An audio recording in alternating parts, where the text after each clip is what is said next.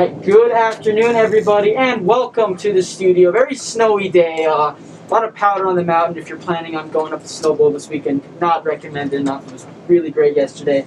But as for today, very special episode, we have Ryan Binkley from Binkley, but oh god, that was actually my nickname in high school. Ryan Binky was my nickname in high school. That took me back. Well, there you go. Happy to bring that back for you. Yeah, we got Ryan Binkley from alternative metal band Heliosheath joining us today. Ryan, how are you? I'm pretty good. Yeah, it's a snowy day, cold outside. I thought the roads would be worse, so I got here early, but nice. Whatever. Man, yeah, it's happy to have you here. So, Ryan's band just dropped a new song, and it is called Trapped in a Fog. It's available everywhere now. Ryan, you want to talk a little about the writing process? Yeah, for sure. So, Trapped in a Fog is a song that I wrote almost 2 years ago now. Oh, wow. And I wrote it, I think I wrote it in a day. And I wrote it because I was basically on a bender of just YouTube. Just waking up at 2 p.m. and going to sleep at 4 a.m. and then waking up and doing it again and again because it was just really bad insomnia. Me every summer. Yeah, pretty much. I wrote it last summer. I wrote it in June, and I was like, okay. And I was getting so frustrated because I just could not get myself on a good sleep schedule. And so it's about broken sleep and just not being able to fall asleep. And then the writing process. A lot of times when I'm writing songs, I definitely tend to stick in like 2 or 3 keys. I tend to stick in E minor and A minor and stuff like that, and I tend to stick with 2 or 3 different positions and scales all along the fretboard, and so I get kind of self-conscious and that I feel kind of stale when I'm writing stuff because I'm just always using the same patterns, and so I was like, okay, let's try and do something a little bit outside my comfort zone. So that summer I was listening to a ton of the All-American Rejects. I don't know why, I was just on a binge of it. And so I took a chord progression that I heard from a Velvet Revolver song. I don't remember which song it is, and I couldn't name the chord progressions. I'm not that type of musician. I couldn't be like, it's this and this, and I'm like, I don't know, it sounded cool. And so, that's all that matters, really. Yeah, and so I took that chord progression, and then I put a All-American Reject skin over it, and then out came Trapped in a Fog. Nice, man. Really happy to hear that. So, how long have you been playing guitar? So I've been playing guitar almost 12 years now. Oh, so wow. I've been playing, so I got my first guitar, I got my first electric guitar, I've been playing a long time, you'd think I'd be better, I feel like Lars, where he's had 30 years playing drums and he still sucks, 30 years to get better and he never did. Nope. He's already successful. Exactly. And no hate to Lars, I love Lars. But, so I started playing, I got my first electric guitar, a little bit before my 10th birthday, and before my mom had been teaching me, how to just play, basic chords on her acoustics, I was just like, this is a G, and this is a D, and then I was like, nah, man, I want to rock. And so, for my 10th birthday, they got me, one of those, starter packs at Guitar Center. It was, I think it came with a Line 6 Spider 3, which is the meme amp. Everybody had one of those. Everybody's been through that phase. Everybody's been through that. I was in that phase for an embarrassingly long time. Oh no. Up until I've stuck with Line 6 for a long time because their amp settings just they're easy when you're just trying to practice. Some of their valve amp that they did a collaboration with Wagner. That thing's amazing. I don't know what, that thing is just awesome. But anyway, so I started playing when I was 9, just about to turn 10, and the guitar that I got with that, it was Guitar House's in-house brand at the time, which was called Laguna. They've since been discontinued, and most of them were garbage. Yeah. But this one guitar, it was the first guitar I've ever had, one of the best I've ever played. Really? Which is really weird. Sometimes that happens, where you can find a really cheap guitar, and for whatever reason, it just plays amazing. When you pick up a Squire and you're why are you $250? It can just happen, and I got lucky with that. Yeah, it's kind of like the J Mascis Squire. It's what, $300? Yeah. It's really nice. Yeah, it's funny when that happens. Turnover's guitars played that. He used that on tours for a while for them. Mm-hmm. Just a guitar center picking up something nice. Yeah, exactly. Honestly, probably would have gone and filled with Squire. Yeah, definitely. Yeah, great guitar, but yeah. That's cool though. So I know your band Heliosheath. You guys do stuff here, but you're also like located in Colorado as well. Yeah. So how do you make that happen? Okay, so so I'm originally from Colorado Springs. Okay. So we had I started the band out there, and then I knew that I was going to come out here to go to college at NAU. Yeah. And then when I got out here, I was like, okay, I want to find people. I still really want to gig out here, and I thought that was a really cool opportunity to sort of grow a fan base in another city in another state.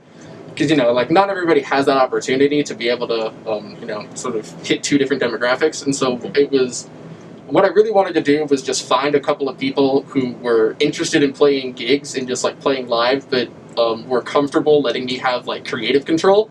Because ultimately, Heliosheath, it really is it's my baby. I write pretty much all of the. I do write all the songs. I do all the promotion and everything like that. Yeah. So I just wanted to find a couple of musicians who were cool people that I could just hang out with and wanted to play shows. And luckily, I found that in Daniel and Haley, and we've just been playing shows out here ever since. Awesome. Not recently, of course. Oh yeah, not recently. It's Yeah. been. I think the last show we played was March 14th, so it's almost been a year. Man, Wow. the last show we played was garbage. Dude, that's how I feel too. Because the last one we played was February 21st. So it's already Mhm. been over a year, and it was not very good. Yeah. Really? I think we played that show Really? together. Yeah, Yeah, there actually, was I think there was we no did one that there. bit. Yeah, Oh, there was it's nobody there at that show. Bad. That was a bad show. I did not think that would have been our first or last show. Yeah, over I know. a year looking back. I know. Really pissed that it was. 'Cause it was not Yeah, a good absolutely. show. God, our last show we played yeah. at So it's a funny story. Okay. So I got hit. Somebody hit me up in the D. That was probably awful. That popping was.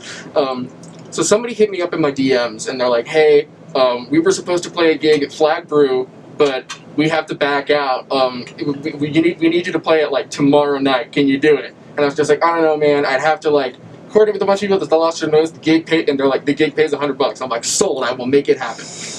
So I get there. And Yeah. my bass player, Haley can't play because she has something going on. And Daniel's like, I mean, yeah, why not? I'm bored. So we get there, and it's it's pandemic is about to hit. Lockdown is about to go into full effect. So there's absolutely nobody there. There is, I believe, one person in the audience. And I was talking to this guy, and we had moved. He had just moved there, and he's just like, I just came to a bar to hang out because I didn't want to be at home by myself. I'm like, cool. But the band that they had that they were opening for was this weird folk rock band, and the lead singer was convinced that he was his ego was through the roof. He thought that he was Matt Damon, he got he thought he had the smolder and everything. Oh, And this band had a cello, and I'm like, why are we here?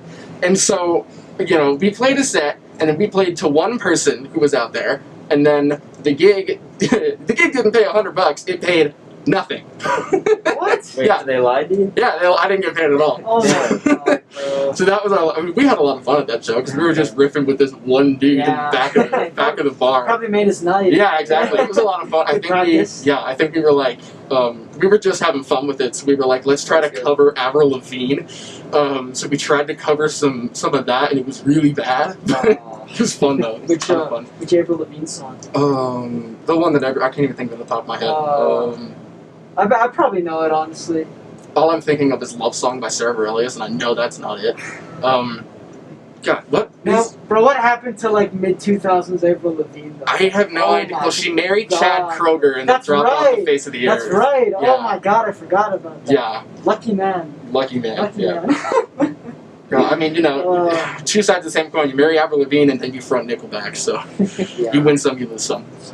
I mean, Nickelback still they've still had a pretty successful career. So despite all the hate, I mean, who really won? Yeah, the thing about Nickelback is that I will defend All the Right Reasons till the day I die. That's the one with the car. That's the one with the car on Okay, it. yeah. So the songwriting on that album, garbage. The lyrics, god Look at this awful. photograph. Yeah, oh my god, the one that's Animal, the song called Animal, I'm pretty sure that song is about, so he's driving a car and a woman is, making him have a good time in this car, and that's what the whole song is about. And I'm like, poetry track, Jack Ruger. But the lyrics are garbage, but the guitar tone on that album is insane. It is so good. Yeah. I know. I think it's called like "Side of a Bullet," but I know they have a Yes. song with Dimebag. Yep, that's it. Yeah. Yes. Side of a Bullet is about. Yeah, go ahead. It's so funny that of all bands to have a Dimebag Darrell guitar solo, Nickelback is the one that gets it. Oh no, I think It's hilarious. it was Vinny. It was Vinny who I think played drums on it because because Side of a Bullet is about Dimes. I thought it was an actual guitar riff. It might have been an actual guitar riff. Sure it was, honestly. It's something to do with Pantera, and the song is about Dime's death. Yeah, both of them. Honestly, yeah. I was lucky enough to see Vinny play with Heliosheath. Oh, really? Yeah. Oh, I must have known. Yeah, it was insane. That was like 2016, right before their the Blood for Blood. That album. Never really got into Heliosheath, but I have a lot of respect for Vinny. Oh yeah, for sure. I mean, Heliosheath is I like Heliosheath. Heliosheath's not my favorite, but I had to go because it's Vinnie Paul, and so I mean, it was a great show. Yeah, I saw Black Sabbath on the farewell tour. Oh man, I wanted to go. I couldn't make it. That's still like the best concert I've been to. It was my first one ever, man. Not only was it really loud, but it also smelled loud. Yeah, I know what you mean. My first. Such a good concert, bro. Yeah. Wait, was Black Sabbath your first concert? Yeah. Really? Yeah. Wow. I was like 14. Yeah. Okay. Yeah, it was so sick. God, my first concert was Rush. Oh, you saw Rush? Yeah. Dude. My first concert was Rush. Okay, I'm Canadian too, so I'm like hella jealous. And I saw them when I was 13, and that was also a loud-smelling concert because I'm from Colorado, so they played the Pepsi Center. Yeah. The thing about the Pepsi Center is that their ventilation. They don't have ventilation, and so it's a Rush concert. So you got there's like pillars of smoke all around me, and so there's no ventilation. So like if people tell you secondhand high isn't real, tell them to go to a Pepsi Center Rush concert. Yeah, that's first concerts. They're great. Yeah, for sure. Honestly, yeah. Because I've been to a lot of concerts since then. Yeah, that one still stands out. Yeah, I think I want to say my favorite concert I've ever seen was Metallica in 2017. Nosebleed seats, but I mean, it's like, that's as close to a religious experience as I'll ever get, like, God, James Hetfield is right there. I could touch him if I wanted to, but so sick. I think the best show that I've ever seen, the best show that I ever saw was, I believe it was, actually, no, I don't think they toured together. I've just seen them both at the same venue. But two of the best live performers I've ever seen are Ghost and Papa Roach. Yeah, like Papa Roach. I saw them open for someone I don't remember, and they blew me away. Like they stole the show, hands down. I didn't expect it at all. I was just like, okay, Papa Roach, and then I saw them, and I'm like, they sold me. God, they're amazing live. Really? Yeah. I only know Last Resort. Yeah. Like most people probably. That's what, like, seeing them live actually got me into their, like, other stuff, and they're definitely, when you think of Papa Roach, you think of, like, the early 2000s, new metal scene, and they are 100% that, unapologetically, which is one of the reasons that I love them, because, like, I'm a new metal kid at heart, always have been. Yeah, and Ghost is just Ghost. I never really liked Ghost. I love Ghost. I was, like, really into metal for a long time when I was younger. Mm-hmm. Like I tried getting into Ghost, but I always like I don't know. I just kind of felt gimmicky. The thing about Ghost is that Ghost isn't metal. Yeah, exactly. Ghost is pop rock with a metal skin, and it's like it's almost a satire band, which is what I like about Ghost. It's hilarious. They're kind of like a scary but less heavier version of Slipknot. Yes, yeah, like regards to the image. The image for sure, and then like sonically, they feel like the spiritual successor to Blue Oyster Cult, is how I would describe it. Spiritual successor to Blue Oyster Cult. Why's that? I don't know. Never made that connection. They just give me that 70s rock vibe, especially on their third album. And their most recent one. Cool. Yeah, it's good stuff. I like it. What other metal bands are you like I don't know, like all-time favorites? Yeah, oh god. All-time favorites. Biggest influences, like I said, I'm definitely I love all kinds of metal. Like, I love Death. I love Cattle Decapitation. Death is top 5 for me. For sure, absolutely. Objectively so good. Yeah, I love Cattle Decapitation. I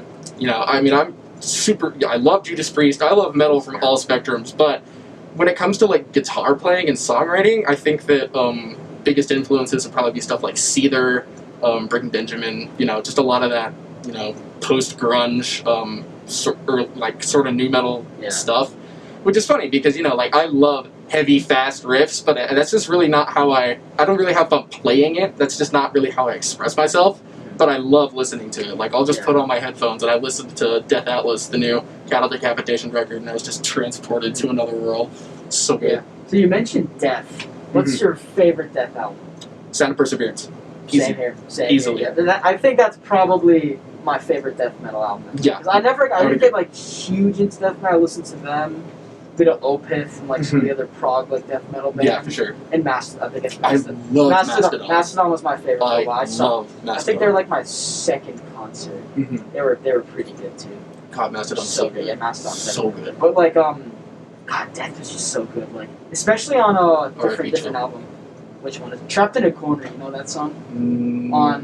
It's the one Andy LaRock plays on. I don't think I'm familiar with it off the top of my head. Oh my god, dude, that guitar solo.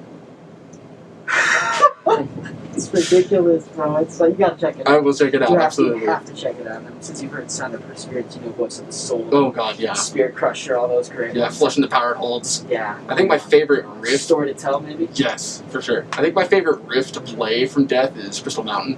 Yeah. Crystal Mountain's good. I don't know, I really like that super heavy one in Spirit Crusher, but then I love the main riff of Story to Tell too. Yeah, it's absolutely. such an epic song. It is, yeah. It's so good. That was like master. Bite the Pain gives me a Judas Priest vibe almost. It's so good. And there's the cover of Painkiller. Yes, absolutely. It's insane. Yeah. I mean, it doesn't sound great, but I mean... I appreciate that Chuck went for it. He's trying to hit the highs. I don't think it really worked. The instrumentals were great. Yeah, the drums are amazing. Yeah, that's all you need in a Painkiller cover. Richard Christie on that album is ridiculous. Crazy. Yeah, Death is... I think Chuck is probably like a top 10 guitarist for me. Oh yeah, absolutely. He's insane. So good, like his writing, his precision with everything. Yeah, God, he was such an accurate, precise player. Yeah. I mean, he's next level. He was a genius. Innovator. He's definitely one of my favorite shredders because, like, yeah. I like guitar shredding. Like, it's fun to do it, but I can't listen to it for all the time because I just get kind of bored of it. It's like, okay, wow, you can sweep pick it. Yeah, it's like 200 BPM. I don't care. I don't care. Play something like to catch my attention, but Chuck, like, he could do that, but he would also like these melodic lines in there. Yes, absolutely. And, like, some tasty licks and. Yeah, it was just perfect. Yeah, and, that's why I've never really been into like shred bands, and as far as I'm concerned, like riffs over solos any day of the week, because like I think because I don't think that I can hear a solo and it'll make, because what made me want to play guitar were riffs, and obviously I love solos and I love soloing. If you hear a solo that really captures your attention, like that solo for me was Master Puppets, hands down. Oh, that's like that was my jam in like the 5th grade. I was like, I want to learn how to do that, and I didn't learn how to play it until like 3 years later because you suck at guitar in 5th grade. Exactly. But I think riffs like that sort of grunge post-grunger really made me want to start playing guitar. Oh, favorite guitar.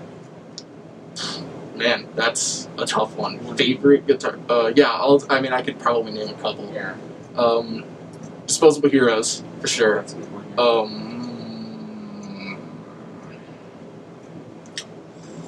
Oh man, that's like the only one that's coming to mind. There's too many. I know. Yeah, it's like for me, I always like whenever someone asks me my favorite, I usually go to Sweet Leaf by Black Sabbath. Okay. It's just like, because that came out in 1971, and it is like. Yeah, that's great.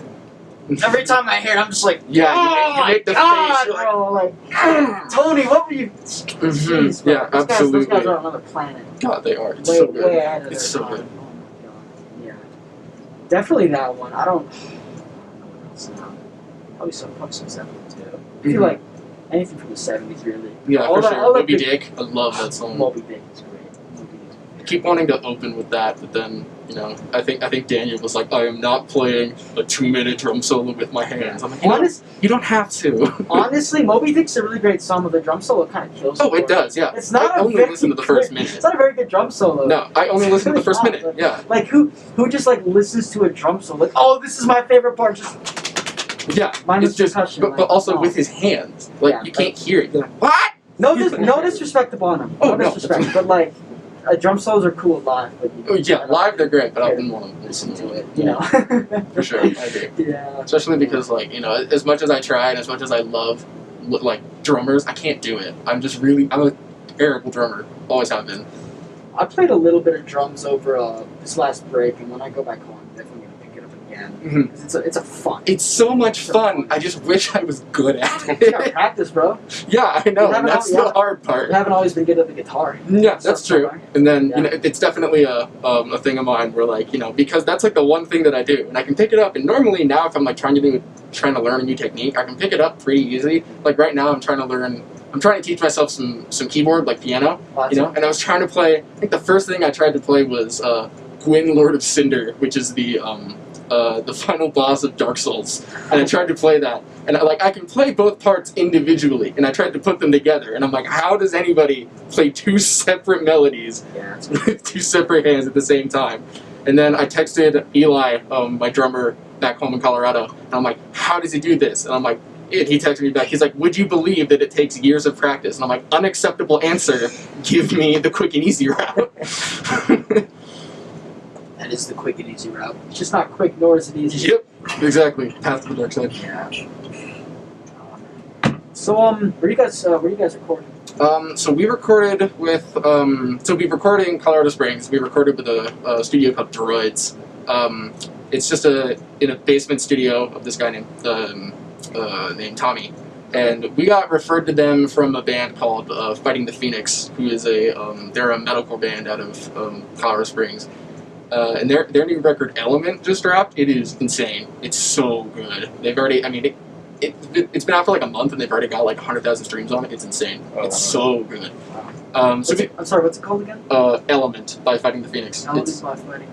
Yeah, it's great stuff. Alright, bet. Mm-hmm. And so we recorded with them, and then before then, the EP before them was just it was the most DIY you can possibly get. It was recorded by so my guitar teacher forever.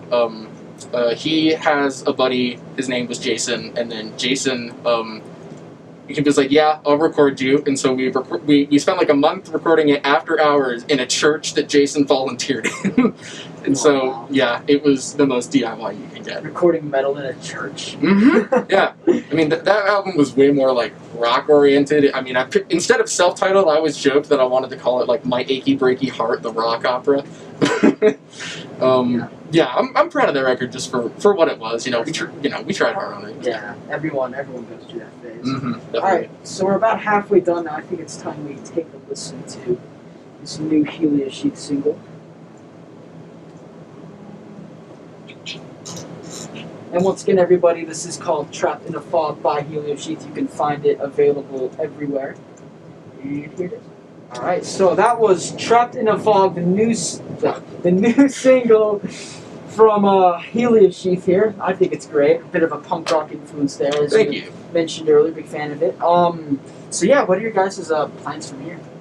So plans right now are I'm just sitting on like a stockpile of songs that are on my hard drive, and I've written them a long time ago. For some reason, like even though I've had all the time in the world during this pandemic to write music, I've just been like, it's just been really hard to like put my effort in or like to just sort of get it out there. So I've written like a ton of riffs, and those riffs I have no idea where to take them. And so I have I'm sitting on a ton of songs that I have like completed, and then also a bunch of riffs that I don't know what to do with.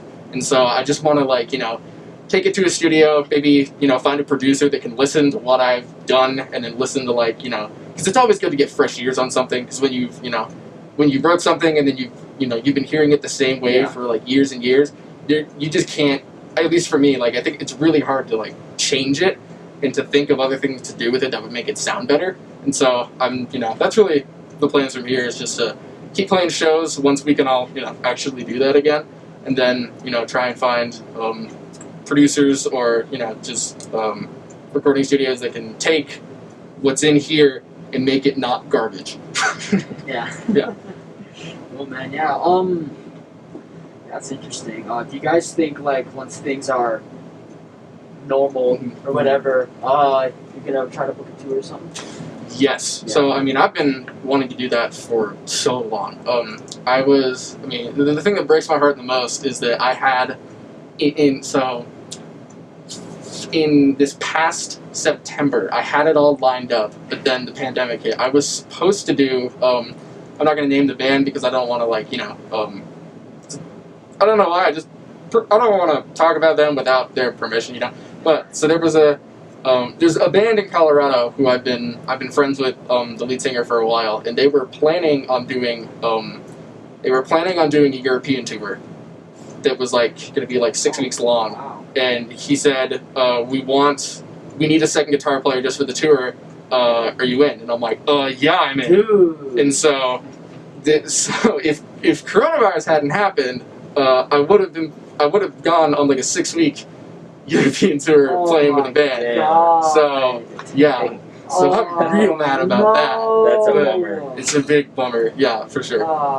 But you know, because that didn't happen, I got to meet my girlfriend Ivy. So that's, you know, silver linings, all that stuff. Silver one. Silver linings. So, you know, love you dearly, but you did cost me a European tour. So Well, maybe they'll go again, right? yeah, well, Yeah, that's the plan. That's the plan. That's the hope. Hopefully they'll go again, and then, you know, I'd love to go on just you know, I mean, pretty much like my goal forever has just been like, I just want to go on like at least one, hopefully two, just like really fun, cool tours. Like that's like all I want to do. You know, it's impossible to. It's not impossible, but you know, the chances of actually like making it big in the music industry are like, you know, one in a billion, slim to none. Hey, but anyone can do But it. anyone can do it. Yeah, but so you know, that's obviously like the ultimate goal. If that happens, that would blow my mind, but I'm not banking on it. But the goals that I do have is just I really want to go on a cool tour. And so, you know, that's the plan, is just to, you know, try and either, you know, just tour off of a bunch of these singles that we released, or, you know, find a band that digs us and they've already got a tour planned that maybe we can, you know, hitch a ride on, stuff like that. But ultimately, that's certainly something that we have been wanting to do for a while and something that we're planning on. Nice. Yeah, that's great. Yeah, we wanted to do a tour as well. We were planning on booking it. You know? Yeah. Mm-hmm. Yeah. You mentioned. I guess Logan mentioned on stage one time that you guys were planning on getting a bunch of gigs in LA. Yeah. And then we had a connection with this band called The Industry from, I believe, San Diego. Okay. They were gonna try to like get us some over there in the Bay Area because we had played with them in Phoenix one time. Mm-hmm. We're gonna get them some more gigs there, and we were probably gonna try to do some in Cali. You know, aim for Vegas and some other. Yeah, exactly. That's That's the route that we were trying to go. You know, I want to go on tour so bad, man. Bad. It just seems so fun. It just seems so much fun. I know. I'll like watch like tour vlogs of like punk bands. Like there was one of like Basement a while ago that I watched that was just like so fun. Yeah, I mean, it seems backbreaking. I don't even care if I only play for like 2 people. I just Yes, exactly. I just want to do it. Just to do it. It just sounds like so much. I mean, it's on the one hand, like I know that while I'm doing it, I'm gonna be like, this is awful, my back hurts, I'm hungry, I want my bed, I want to go home, I miss my dog. But then after it's over, I'm going to be like, that was the coolest thing ever. Yeah. then you get to do it again. Yes, exactly. Then you get to do it again. It's like, again. It's like, it's almost like childbirth, where like, you talk to women and they're just like, oh, it was the worst thing in the world, you never want to experience that, and then afterwards they're just like, I think I'm going to have 3 more kids. Yeah. They have like 7 children. Yeah, exactly. It's just like, actually, I'm going to do that again. It's like, why would you do that? It's like, I don't know, worth it. But I mean, too, I feel like a tour could go very wrongly. Like you could have all that bad stuff happen. But like, as long as you're playing the live music, and like some people are there enjoying it, then it's worth it. Yeah, as far absolutely. as I'm concerned, that's perfect. Yeah, for sure. Yeah. Tours can certainly go south, or you can, even just normal shows can go south. That's the worst thing ever. Oof. Yeah. Well, what do you think? Your least favorite show that you ever played was? If you want to talk. I'll talk about it. Alright, I'll talk about talk about it. So, least favorite show I ever played. I don't want to start any fights. I'm not gonna name names. But so we were playing a show at Fire Creek, and so this band that was touring through had a decent following. I was talking to people like in class, around. I was just in some of my communication class, and I'm just like, yeah, we're opening for this band. They're like, you're opening for that band? Wow, they're awesome. So I was just like, hey, maybe it'll be a decent crowd. There's nobody there. Okay, there's nobody there, and so we go and we play the show, we do whatever, and then so how Fire Creek does it is you guys have played Fire Creek, right? Yeah. Yeah, and so we played shows together. What am I talking about? So yeah, Fire Creek, you get the door. So the venue takes a cut, and then the venue will give the touring band, the door money, and then it's that band's job to then distribute it evenly amongst all the other bands. And so, like we've headlined Fire Creek. Like I've done that before. I know how this all works. And so this band comes in, and I'm just like, hey, have you guys divvied out money yet? And they're just like, I don't know, go talk to the other person. So I was just like, okay. So I went and talked to them, and when I was talking to them, they packed up all their stuff in their van and they bailed. So they stole from two other bands, and I was very upset. So that was my least favorite show. That's messed up. Yeah, Yes, that's lame. that was the worst show I've ever played, hands down. When I got robbed by a professional. Wow. Ugh, yeah, that was not fun. But you know what? It happens. It does. Yeah, I mean, you can't really call yourself a musician if there isn't at least one gig that you just, like, totally cringe. Oh, yeah. Think about. There's a couple of them. Like, I think definitely. the one that that one was my least favorite. But the one that I cringe at is that one. There's a poster the of Battle it. of the Bands? There's a poster of it hanging on the wall right now. Yeah. Because, like, looking back at it, like, you see the videos and everything, you're like, man, I was really pitchy. Oh, no. One of the mic cable so my amp was mic'd, and apparently the cable became unplugged, and or the connection was loose or whatever. So I was playing like probably the first half of this song, and no one could hear my guitar, and I had no idea because I could hear it on stage. I could hear it because it was right next to me. I could hear it, but I had no idea that it wasn't coming out of my monitor or that nobody else could hear it. So I'm like, well, that was awesome. So that's definitely because I think that's one of the biggest crowds you've ever played to, and I was pitchy and no one could hear my guitar, and so I look back and I'm just like, Oh. So I'm actually interested. Who won that Battle of the Bands? Winter Haven won that one. Eh? Yeah. Okay, cool. Nice. Yeah. Yeah, no, they absolutely tore that stage up. They totally deserved it. For them. Yeah. Really Yeah, good we were performers. supposed to do that Great Unknown right there, Mhm. but Yeah. on my birthday too. But Oh man, well, almost happy birthday. Yeah. Thank you. I'll be out of town for your birthday. Oh, that sucks. Oh. Yeah. Man, I miss shows. I miss shows so much. I'm 100% sure we've talked about missing live music on every single one of these. Yeah, probably. And I'm pretty sure this is like the third time we have said that we've talked about missing live music. Like everyone. It's a common trope with our shows. We like live music a lot. Yeah, me too. Yeah, let's go back. God, I remember, I think the show that I cringed the most at is when we were still called Public Access. That's not a bad name. No, it wasn't a bad name. But like, I don't know, I was like a sophomore in high school, right, when we were there, and we played at this place called the Grand, and it was on 420. I was not intoxicated at the time of playing, at least. But like, Smart move. It was just not a good show, man. Like we were not in sync at all. The crowd was like, I shouldn't blame the crowd, but like, we just weren't in sync at all. The crowd just kind of messed up a bunch. And then it's actually funny though, because we were like, wow, that was so bad. But then the band that played after us actually got kicked out. Like what? They got kicked off the stage. They were even worse. How? They got yelled off or something. Oh, I don't really know. I was packing up my stuff and I look over. I see their bass player very angrily leave the stage. Along with no, it wasn't the bass player. It was their singers. Oh God. Yeah, How do you get kicked off? I don't know. Well, I don't know if they got kicked off or Yeah. just quit, but I just don't think Something it went very happened, well yeah. for them. I don't know. I think like one of their members had just quit. And they were like, oh yeah, not a very good night for anyone. Yeah. So I'm actually curious. What's the music scene like up in Colorado? Music scene up in Colorado is so there's so many different sects of music up in Like Colorado. the one that maybe you're most familiar with. Yeah. So there's there's so much bluegrass up in Really? yeah. There's so much bluegrass up there, which I'm not really into. And then after that, for some reason, the really big scene in Colorado Springs right now is hardcore. At least from when I was there. Like when I was in high school, there were so many hardcore bands. Really? Yeah. And then in Denver, I can't really speak to Denver, but there's Fort Collins and everything. There's a lot of like there's just some decent rock out there. But Colorado Springs really was like the hub for hardcore while I was in high school. Yeah, it's just all over the place. It's awesome. Yeah. What's your opinion of the scene here? I love the scene Love here the scene here. because Yeah, the scene here is great because like there's sort of two worlds in Flagstaff. There's like the super granola craft beer scene where everybody plays the mandolin and and wears socks and sandals. And then there's the other part of the scene, which is, let's go absolutely hog wild at this coffee shop.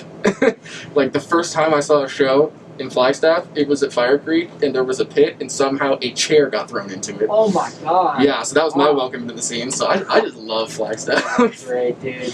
Who played at that show? It was Boycott, actually. Boycott. Boycott? Boycott Dude, played that show. I miss Boycott. Me too. They were like my favorite band in I know. They haven't really done much. I haven't done much recently. Yeah, but no one really has. no one has. Yeah, but I love. Yeah, that was such a good I remember show. my first time seeing Boycott. It was in Phoenix. They opened for Sad Dance Party. Okay. And Yeah. now the late Sad Dance Party Mhm. now. But oh my god, they killed it. I was Mhm. blown away, dude. Their vocal, it's like almost a funkier Rage Against the Machine kind of. At least Yeah. like in terms of the energy that they bring. It was insane. It was a great show. Yeah, I didn't know Boycott had played up here before. Yeah, they did. I think only once, maybe. Wow. But it was Yeah, awesome. we wanted to play with them for the longest time. Mhm, yeah. Obviously haven't been able to. Yeah. Sucks. They're, There's so many missed I opportunities. know, dude. It's Thanks, heartbreaking. coronavirus. Oh, but hey, just imagine like what the scene's gonna be like once Oh my god. it's back, though. I Like, can't imagine. It's gonna be. Yeah, Boom, I it's feel like like live music is dying, but it's gonna freaking Yeah. Phoenix is gonna arrive. Yeah. Yeah. Literally gonna explode. I know. It's I'm gonna be. so It's excited. it's like the meme where live music is like, call an ambulance, but not for me. Spring back to life. Bro, oh my god, yeah. Can't wait. Live music. They will come though. I'm sure it will. Didn't think we'd go this long without it initially. 'Cause we were Yeah. like, oh well, 3 weeks off, cool. Mm-hmm. Yep. 3 weeks off. 3 weeks, 3 months, 6 months, 9 months, whole year. Wow. Did you I'm see loving that Australia? They're doing it. like Yeah. I'm trying fully to- packed, no mask concerts there's- now. It's Well, unfortunately, Oh. that's still happening in the U.S. Like, there's this one. it is. There's this place in like Salt Lake City, and I saw their Instagram page where it was just like, this place, like, they're having live music, and everyone in the crowd is like, or most people in the crowd are masked, but I'm like, it doesn't matter It at that doesn't make a point. difference, I'm like, no. what are you doing? Like, they're having shows, and everyone's like, thanks for having us on. I'm like, no, Yeah, there's go home. a lot of bands in the Phoenix area that are still getting. Yeah, I'm like, you're ruining it for all of It's, us. it's really just upsetting. On It's selfish. It is like, selfish. Because, dude. like, like we're just waiting patiently to do this stuff safely. Yes, and exactly. Not endanger anyone, but they're like. Just, Yeah, they're like, you said, oh, they're it just being doesn't affect selfish. me. Like, oh, I'm just gonna play shows. I'm like, okay, you don't care what anyone thinks. That's cool. But Yeah, I'm exactly. gonna be honest here. It's not very punk of you. Yeah, exactly. Not at all. I mean, yeah, Exactly. like they care really. Like, Honestly. but They care. I don't know. It's Because frustrating. like there's the metal scene right now in Phoenix especially is like actually like kind of surging. Like I Mhm. see like a lot of heavy bands pop up there now, but yeah, there's just like a few that are like really digging a lot. And it's just upsetting. Yeah, it's upsetting. I don't think it's not smart. It's not. It makes me think of that one meme where it's like there's like oh god, it's like kind of the medieval ones where there's like someone small, then just like this giant like beast or whatever. Oh, I love Where it's like Yeah. it's like I love it's like this small night where it's like bands playing shows now and then like this big monster. It's like bands waiting to play band shows safely. Yep, Something like that. absolutely. That's what it feels like. Yeah. It's yeah, completely. I think I actually made that meme. Honestly, Did you? I probably did. It's in my phone. See if I can Probably, find it. God, I love it. Oh god. Let's see. I got 5 minutes left. I can't believe I haven't asked you this yet. Favorite guitar players? Oh, okay. Off the top of my head, Neil Sean of Journey. He's insane. Neil Sean. Okay. He's so good. Yeah. Like, I mean, you have to be a prodigy to join Santana when you're 16. Yeah, exactly. What? He's Yeah. amazing. I love him. A lot of my licks are just like sort of rip-offs of Neil Sean, but with heavier Yeah. distortion and put into metal. So, oh well. Kirk Hammett for sure. I know he abuses his wall pedal, but I don't care. I love it. It's great. I love it.